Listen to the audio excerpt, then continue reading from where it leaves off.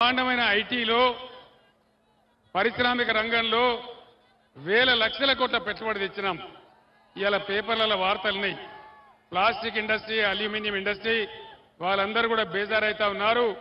అందరూ కూడా ఇక్కడ వెళ్ళిపోవాలని ఆలోచిస్తా ఉన్నారని చెప్తా ఉన్నారు. రాష్ట్రం యొక్క పరువు గంగలో కలిసిపోతా ఉంది. మీ అందరినీ కూడా నేను కోరేది ఒకటే, దయచేసి ఈ దుర్మార్గ ప్రభుత్వం ఏమి చేయదు. ఇవాళ కొంతమంది మాట్లాడుతున్నారు. ఏం మాట్లాడుతున్నారు? బీజేపీకి కాంగ్రెస్కు పోటీ ఉంది, బీఆర్ఎస్కు ఎంపీలు ఎందుకు అని మాట్లాడుతున్నారు.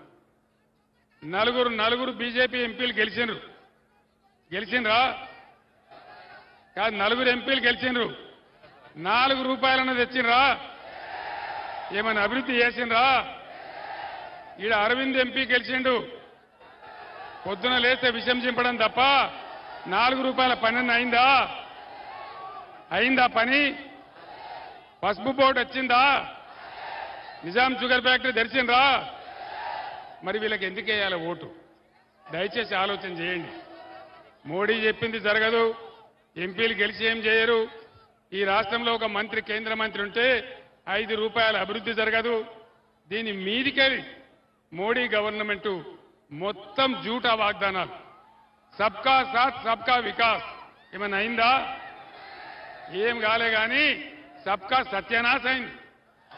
మొత్తం మందిని ముంచేసింది మోడీ. ఇదంతా గ్యాస్ పురాణమే తప్ప ఈ దేశంలో ఎవ్వలకు కూడా ఏమి కూడా చేయలేదు, చెయ్యరు కూడా. అందుకే నేను మీకు మనవి చేస్తా ఉన్నా, దయచేసి మీరందరూ కూడా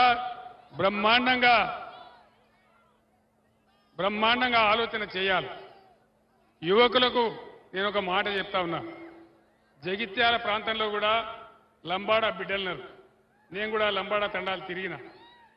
ఇవాళ నిన్న హైకోర్టులో జడ్జి గారు చెప్పినారు, ఆనాడు బీఆర్ఎస్ ప్రభుత్వంలో మేము గిరిజన బిడ్డలకు రిజర్వేషన్ పెంచాలని 10% రిజర్వేషన్ ఇచ్చినాం. ఇవాళ హైకోర్టులో కేసు పడ్డది. ప్రభుత్వం గట్టిగా వాదించాలి కదా, తీయాలి కదా, శాస్త్రీయంగా లెక్క చేసి చెప్పినాం కదా, వాళ్లకు పెట్టే పరిస్థితి లేదు. తెలంగాణ ఆనాడు వరద కాలువను రిజర్వాయర్ చేసుకుంటే బ్రహ్మాండంగా 10 నెలల పాటు కాకతీయ కాలువ నడిస్తే మీకు బ్రహ్మాండంగా వడ్లు వండినాయి. 3 కోట్ల టన్నుల వడ్లు వండించినాం.